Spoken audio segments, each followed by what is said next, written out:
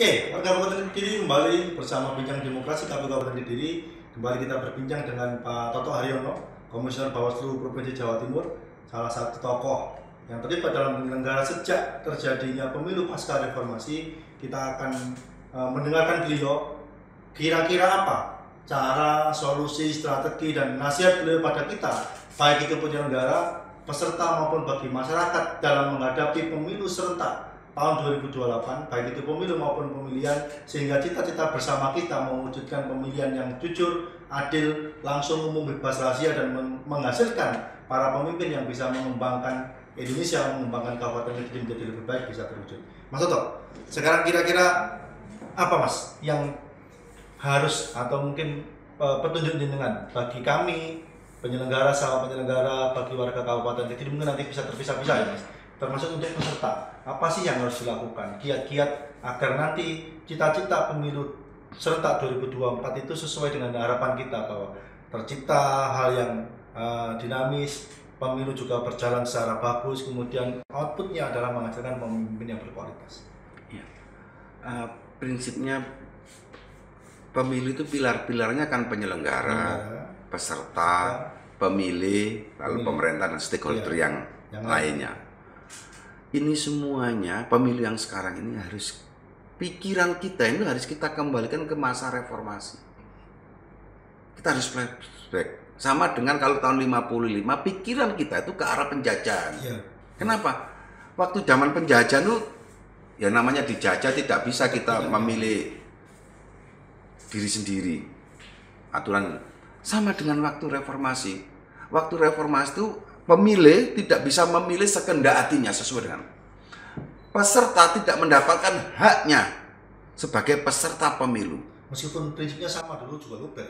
Luber, jadi luber ini bertahap. Ada yang kalau pemilu 55 itu masih bebas dan jujur saja. Lalu bertahan sampai nanti 19 sudah luber. Lalu tambah lagi jurdil. Jadi sampai kita tuh metamorfisnya ini kan sudah menjadi langsung, umum, bebas, jujur dan adil. Untuk memasukkan jujur dan adil ini kan juga prosesnya panjang. Nah, kita harus kembali ke sana untuk peserta. Maka ayo lakukan pemilu ini sebagai puncak kenegarawanan. Ini bagian integritas kita untuk apa? Mengatur negara sesuai dengan sikap-sikap kenegarawanan kita. Bagi pemilih, ayo memilih pemimpin yang bersifat negarawan tanpa embel-embel. Apa embel-embel itu? Ya, ketakutan, ketertekanan. Kalau dulu takut karena dicap PKI, komunis, subversif, todong senapan, tidak masuk pegawai negeri, diancam. Sekarang mungkin tidak diancam seperti itu, tapi diancam dengan rupiah. Ya, iming-iming. Sehingga terjadi distorsi, berjuang itu menjadi beras, baju, dan uang. Dulu berjuang itu adalah mengorbankan jiwa raga, darah dan nyawa kita korbankan. Sekarang berjuang beras, baju, dan uang. Ini kan ngeri ini. Ini semantik yang kayaknya parodis, tapi ngeri ini. Karena filosofisnya menjadi ngeri, karena itu menjadi juga apa? Oh, demi berjuang. Oh ya apa? Untuk beras, baju, dan uang. Nah, ini juga bentuk ketertekanan secara ekonomi. Nah, bagi peserta, bagi penyelenggara juga sama. Kembalikan ini ke zaman reformasi. Penyelenggara pemilu dikuasai oleh penguasa yang seenaknya mengarahkan pemilih, mengarahkan peserta untuk memilih dirinya sendiri, sehingga kekuasaan tetap langgeng, mempertahankan kekuasaan. Penyelenggara sekarang harus netral, punya integritas, tidak berpihak, sesuai dengan asas penyelenggara. Ada giroh yang harus kita tingkatkan gitu Mas, bukan hanya sekedar bekerja tadi ya Mas. Tidak sekedar, ayo kita ini bagi pemilih, ini satu-satunya 5 tahun sekali ikut ngatur negara secara konkret. Ya, secara konstitusi diakui oleh negara itu ya, karena dia yang menentukan. Menentukan, dari rakyat itu bisa ikut cawe-cawe ngatur negara ya setahun pimpisan waktu milih. Maka gunakan kesempatan, jangan dilepaskan. Ngatur negara rek. Biasa diserahkan dengan penyelenggara negara, Pak Polisi, Pak Tentara, Pak ASN itu. Awake kesempatan rakyat berkuasa. Gunakan suara tanpa ketertekanan dengan segalanya. Baik duit maupun paksaan yang lain. Artinya kalau dalam 5 tahun sekali kemudian hanya dinilai sekian rupiah, kan sangat rugi nih. Atau harga diri kita kan hanya dinilai sekian rupiah itu, Mas. Bisa seperti itu enggak, Mas? Maknanya untuk pemilih ya. Ya memang ngeri. Satu-satunya yang membedakan kita, maaf, Ya. dengan hewan itu kan akal, insting, harapan. Loh kalau hewan kan given sudah. Ya. Lek kamu butuhmu mangan jerapah itu pucuke godhong ya wis diberikan leher pucuke godhong. Tapi kita tuh ingin merubah. Gusti Allah tuh sebagai ingkang maha suci, ingkang maha memberi kesempatan sebagai khalifah. Aturan bumi dan lalu kesempatan mengatur kita biarkan, apa bedanya kita dengan jerapah?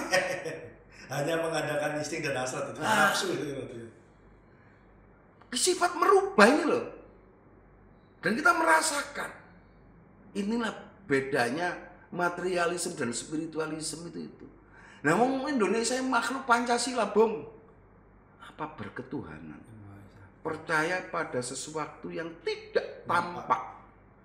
Lah nek sampean percaya karo duit 100.000, 200.000, 1 juta dan wedi, engko timane duit 100.000 gak iso tuku rokok tak juga gak tuku rokok. Loh.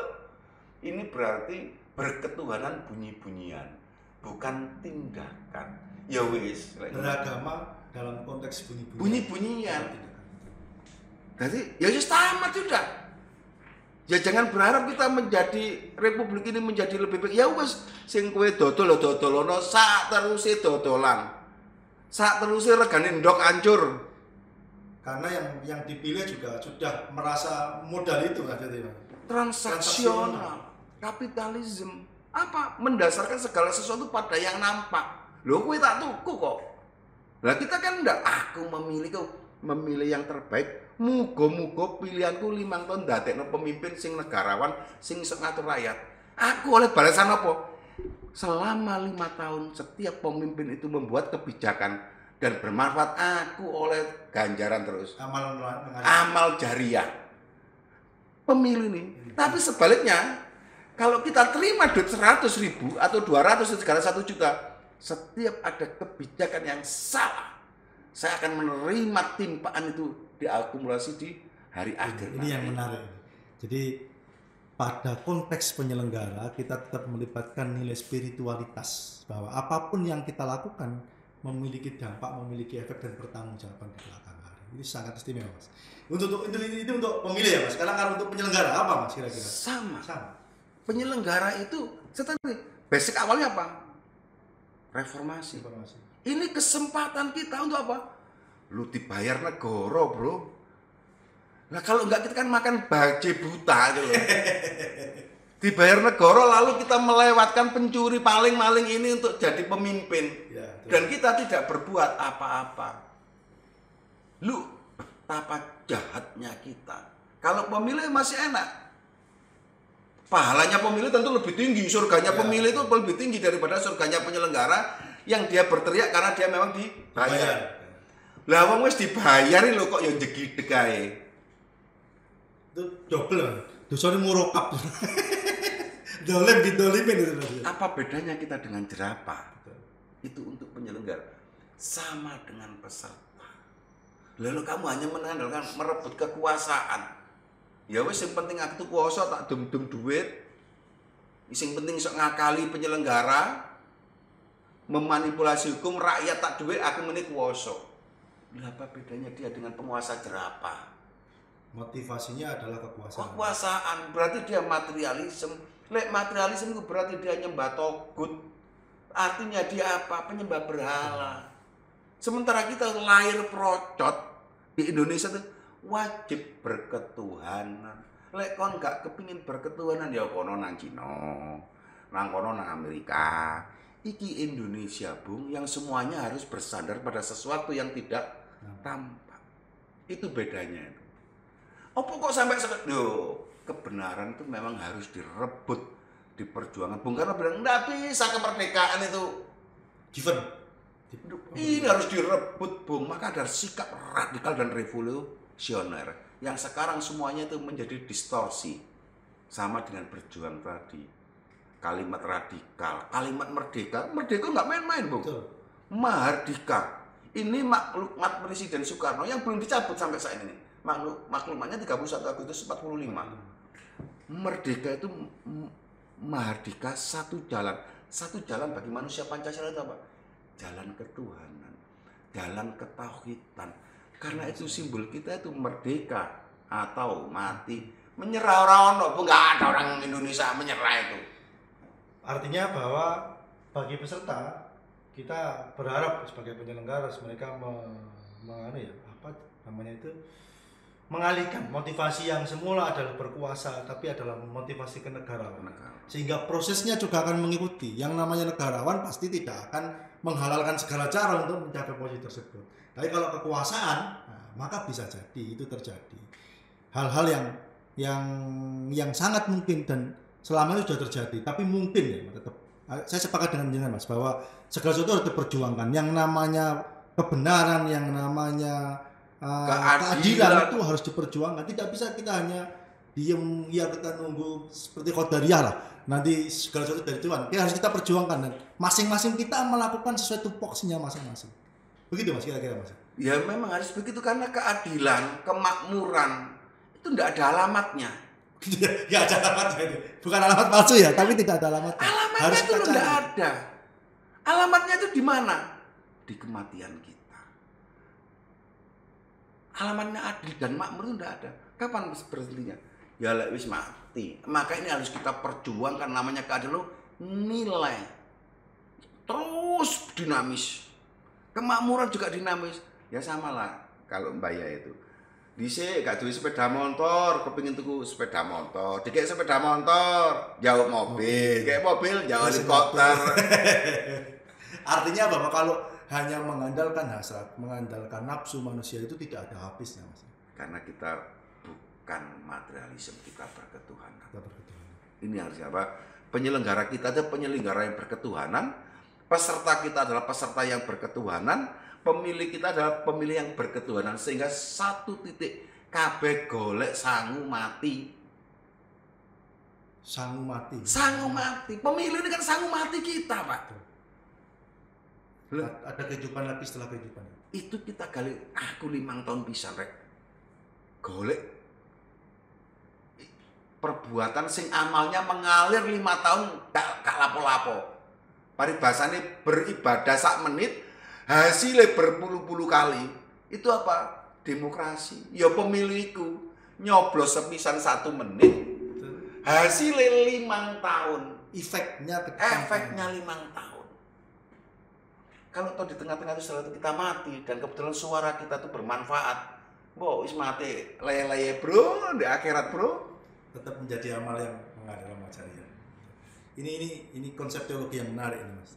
Dan ini perlu kita sampaikan pada masyarakat bahwa sebenarnya kadang-kadang ada prejudis yang berbeda ya. Nyoblos ya selesai paling barbar. Paling tetap seperti itu aku pengen jadi becak ya bangga becak, ngarit ya bangga ngarit. Tapi ada nilai yang ini harus kita munculkan. Bahkan terima kasih hari ini saya juga menemukan ini. Semoga ini menjadi inspirasi bagi juga pemilih yang lain bahwa nyoblos kita itu ternyata efeknya adalah banyak. Atas keputusan yang bermanfaat bagi masyarakat kita akan mendapatkan manfaatnya. Tapi kalau yang kita coblos itu adalah orang yang tidak bertanggung jawab, maka atas pemudorotannya kita menanggung dosa yang sama itu aja. Harusnya itu. Berarti ya itu hukum ya, hukum malam ya, sunatullah itu ya. Dan di pondok-pondok itu sudah Mbaya ini, sayangnya Mbaya ini nggak tahu bosan nerangkan ini. Iya. Apa yang kita sampaikan sudah disampaikan oleh Mbaya itu kan. Dan Mbaya itu nggak pernah bosan. Mosok kita dari penyelenggara malah bosan ya. Malah bosan menyampaikan. Beliau yang tidak digaji negara, beliau yang mau berjuang ya. Sungguh-sungguh berjuang. Sosialisasi tanpa dibayar. Betul. Awake dhewe sosialisasi oleh SPPD lah. Betul Mas, dan saya mengalami itu. Barang kiai, beliau yang menyampaikan, kita dari meskipun sama-sama ngomong gitu ya. Mas, mungkin Mas terakhir Mas, apa harapan jenengan karena pemilu 2024 nanti kan serentak nih, akan ada banyak orang yang terlibat, pesertanya juga pasti banyak. Nanti ada pemilu, ada pilpres, ada lagi dilanjutkan dengan pemilihan. Mungkin hal-hal yang bisa sama-sama kita redam pada konteks pencegahan ya, baik itu sebagai masyarakat, pencegahan maupun peserta. Mulai sekarang sudah mulai panas nih. isu-isu hoax, kemudian agitasi-agitasi yang tidak betul sudah mulai dimunculkan di dunia medsos. Apa Mas yang bisa kita lakukan untuk ngerem bersama-sama, karena kita berharap bahwa pemilu 2024 nanti itu sukses baik penyelenggaraan maupun hasilnya. Selain filosofis yang tentu kita semua paham bahwa demokrasi kita adalah sosiodemokrasi, nasionalis kita adalah sosionalis yang dianggap oleh ketuhanan. Tapi harus dicatat, konstruk negara demokrasi kita ini sudah ada membentuk namanya aparat yang namanya Bawaslu. Sama dengan kalau ada aparat kepolisian. Kalau ada maling sepeda motor, mindset kita larinya harus ke polisi. Kobongan larinya nang polisi, pemadam kebakaran, perampokan sama. Kita ini kalau ada soal masalah apa-apa, wis ojo nang ngendi-ngendi, larilah ke Bawaslu. Karena Bawaslu dikonstruksi itu apa? Melakukan pengawasan, pencegahan, dan penindakan. CAT tadi ya? Ya. Jadi nggak usah lari ke KPU, lah lapo. Nggak perlu, ayo gerutuk KPU nggak perlu, gerutukan Bawaslu. Nah ini menarik. Bukan kita yang komor-komor karena di KPU loh Mas Yanda ya. Karena memang salah satu alasan seperti itu ya Mas. Gerutukan Bawaslu, sampaikan segala keluhanmu kepada Bawaslu, laporkan. Biarkan Bawaslu yang menyelesaikan. Karena tugas amanat undang-undang apa? Ngawasi, mencegah, menindak. Dalam konteks tadi penanganan sengketa. Penanganan sengketa maupun penanganan pelanggaran semuanya. Peserta dengan peserta maupun peserta penyelenggara. Pokoknya kan biasanya sering KPU itu jadi sasaran hujat. Iya. Wes, KPU salah, KPU sudah lari aja. Nah, ayo nang Bawaslu di sana. Sing dibayar Bawaslu untuk menyelesaikan ini salah Bawaslu. Sederhana. Karena memang tugasnya, lek sampean gak percaya karo Bawaslu apa? Nanti kalau penyelesaian pelanggaran maupun sengketa Bawaslu ini miring-miring berpihak kepada peserta pemilu atau penguasa. Gampang bro, laporkan ke DKPP. Itu malaikat pencabut SK bro. Malaikat pencabut SK ini ada tugas sekali. Karena memang sudah banyak yang dipecati. Betul. Jadi mungkin koyok-koyok ini koyok-koyok penyelenggara pemilu Bawaslu KPU gak wedi karo Tuhan itu. Wedi karo DKPP. Ngeri kan itu? Iya betul. Karena begitu DKPP itu enggak main-main. Miring-miring dok pecat. Dok peringatan keras. Kalau sudah ada peringatan keras itu hak kita itu sudah hampir disejajarkan dengan jerapah. Etik itu kan lebih berat Pak daripada sanksi badan maupun sanksi secara psikologi dan hukum sosial ya. Harta atau badan. Kalau pengadilan biasa, duit, sanksinya apa? Hartamu dikurangi, denda macam-macam. Dok, 10 tahun, 50 tahun penjara, sanksi badan. Kalau etik, tidak boleh ikut pemilihan ke depan, tidak boleh jadi penyelenggara ke depan. Kenapa? Dipecat atau penyelenggaraan kan menjadi catatan. Lu wong podo-podo menungsane kok gak oleh daftar penyelenggara. Malah kan seumur hidup ya Mas. Padahal terbuka untuk umum daftar sebagai penyelenggara pemilu. Karena kita sudah distigma di KPP, maka kita tidak layak menjadi penyelenggara. Podo karo jerapalan rek. Tercerabut. Lah, ini maka ayo mindset kita tanamkan kalau ada pelanggaran pemilu larilah ke Bawaslu. Dan tagline-nya Bawaslu sama. Bersama rakyat awasi pemilu, bersama Bawaslu tegakkan keadilan pemilu. Karena bersama rakyat awasi pemilu, bersama Bawaslu tegakkan keadilan pemilu. Karena memang pintunya kan lewat Bawaslu, tidak ada lagi pintu untuk menegakkan keadilan selain lewat Bawaslu. Saya pikir itu Mas yang penting. Oke. Terima kasih Mas Toto. Ini bagi warga Kabupaten Kediri ada pencerahan bagi kita. Ada pelanggaran, potensi pelanggaran, ada perbedaan pendapat, ada apapun yang menurut kita, baik sesama penyelenggara, peserta, antar peserta, kalau memang perlu mengadu, Bawaslu siap. Kita harus saling percaya tugas KPU sebagai pelaksana, tugas Bawaslu sebagai pengawas dan juga penindakan. Maka kita harus melakukan tugas sesuai tupoksinya masing-masing. Jangan sampai tidak percaya KPU karena KPU dalam tanda kutip yang lain, Bawaslu yang lain, karena kami juga punya pengawas namanya DKPP. Terima kasih Mas Toto Haryono. Hari ini kita dapat banyak ilmu, kita dapat banyak pengalaman. Semoga ke depan kita masih punya waktu lagi untuk ketemu. Saya rasa ada masih banyak yang perlu kita gali, Mas. Kita masih punya ilmu-ilmu yang harus kita serap dari penjenengan karena keterbatasan waktu. Tapi saya yakin bahwa apa yang kita bincangkan hari ini insya Allah akan bermanfaat bagi saya pribadi, bagi teman-teman di dalam penyelenggara maupun bagi warga Kabupaten Kediri. Saya rasa bincang demokrasi kita akhiri hari ini. Terima kasih pada Mas Toto. Kita ketemu lain waktu. Assalamualaikum warahmatullahi wabarakatuh. Waalaikumsalam warahmatullahi wabarakatuh.